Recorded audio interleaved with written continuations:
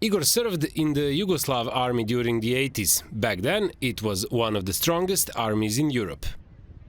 In the army, you learn discipline. You learn how to communicate with different kinds of people. And that was the most important thing for me. Also, we had very interesting mountain climbing, but with weapons. But it was no joke. We were walking with heavy rifles during cold nights. 4 decades later, Igor's son Petar is about to be called up to serve in the Serbian army for 75 days when he finishes his studies.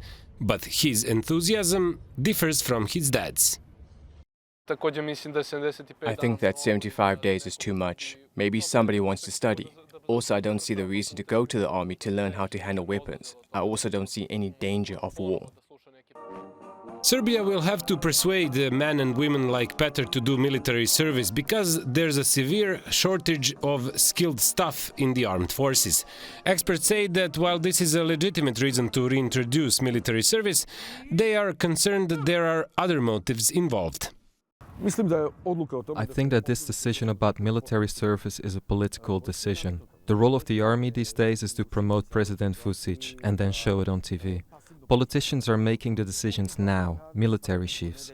They decided that 75 days is enough, but actually 6 months is minimum for military service. 13,000 professional soldiers have left the army in the last 5 years because they lost benefits and salaries are very low.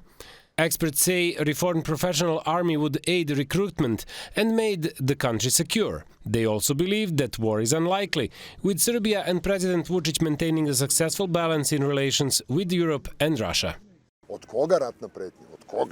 Who is threatening us? We did hear that. Our strategic predictions said that we don't have enemies at all. Of course, peacekeeping operations. You need to export peace so that you don't have to import it, just like now in Lebanon.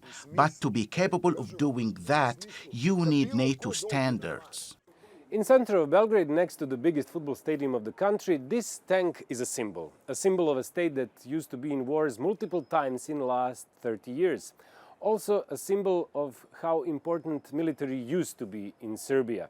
Only now there are less soldiers that are trained to operate this kind of vehicle. It is hard to believe that Serbia will train cadets to master a tank in just 2.5 months.